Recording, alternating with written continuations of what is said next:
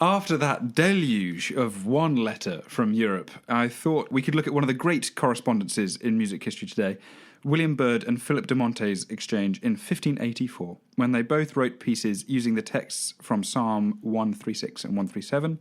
These are poems that tell the story of the people of Israel being enslaved by the Babylonians, and they use it as an allegory for the Catholics being oppressed in Elizabethan England.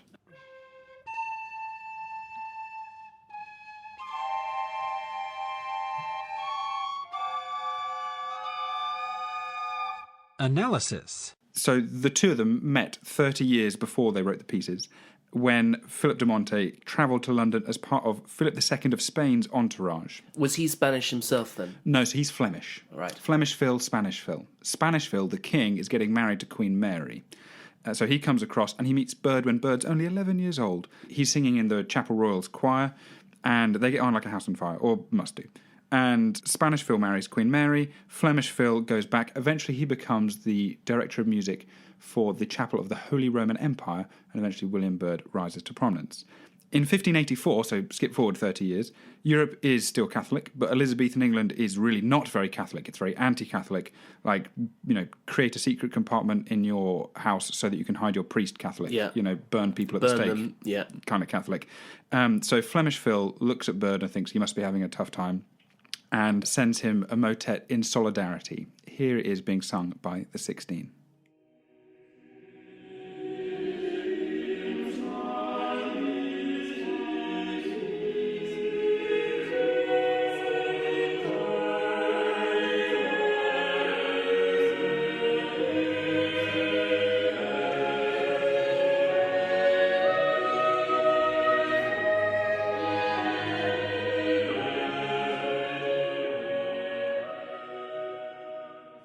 That's a setting of the text Super Flumina Babylonis by Flemish Phil de Monte. It translates as, "By the streams of Babylon, there we sat and wept when we remembered you, Zion." Phil is saying to Byrd how alien Britain must feel around him. And he creates this sense of disorientation musically in the first phrase by having an open fifth on E, and we don't know if that's major or minor. Then he adds a major third in the soprano part. It feels like we're positive and we're rising.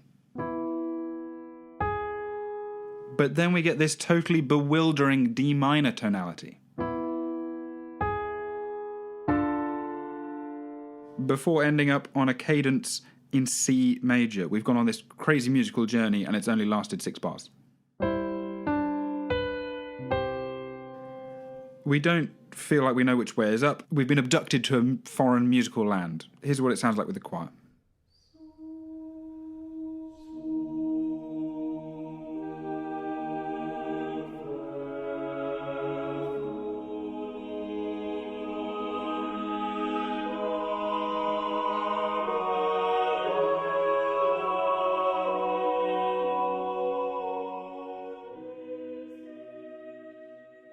De Monte concludes with the words, "On the willows in our midst we hung up our harps."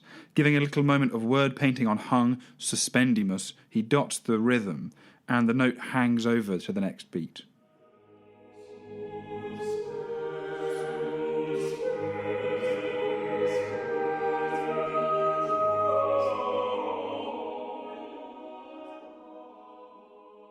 Perhaps we could see this as him questioning why Byrd hasn't hung up his own harp, why he's still employing his musical services, despite the religious environment around him being a regime that he doesn't agree with. And how does Byrd respond?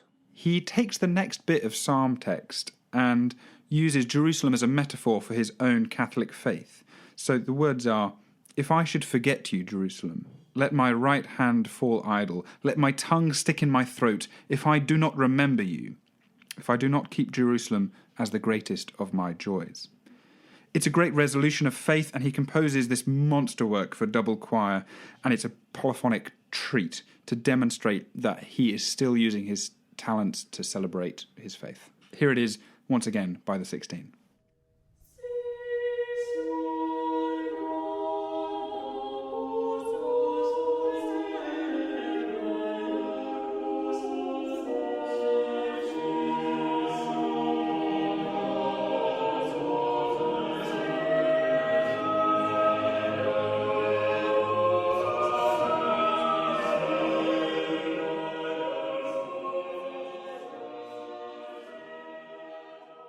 two things to bring out here, really. First, how Bird is inspired by and incorporates some of de Monte's devices and musical construction, like the illustration of musical foreignness, and also how Bird uses his reply to demonstrate that he's still basically the best composer in Europe. So Bird writes in F major, but leans heavily on the flat seventh to create moments of musical dislocation, that feeling out of place. He does it on the word aliena, alien, foreign.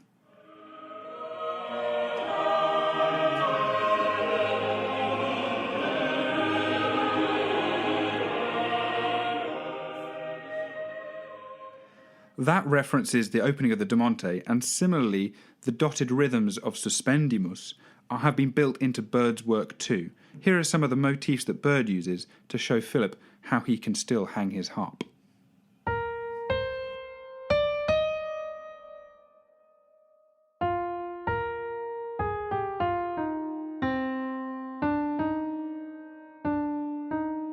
Bird reinforces the resolution of his faith and his status as a skilled composer with the density and closeness of his polyphony.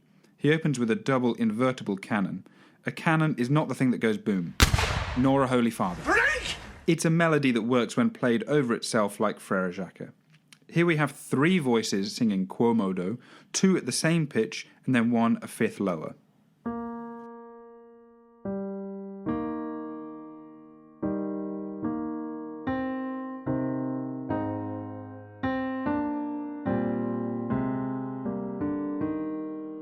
But he's Birdman, and because he's showing off, he also has it flipped upside down at the same time, and it all still fits together. That's an invertible canon.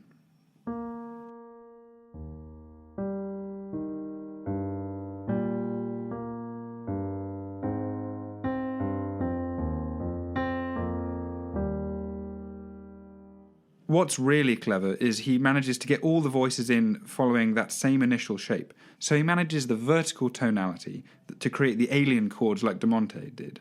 But he's also keeping the horizontal aspect, the melodic individual lines going, and they're really closely unified.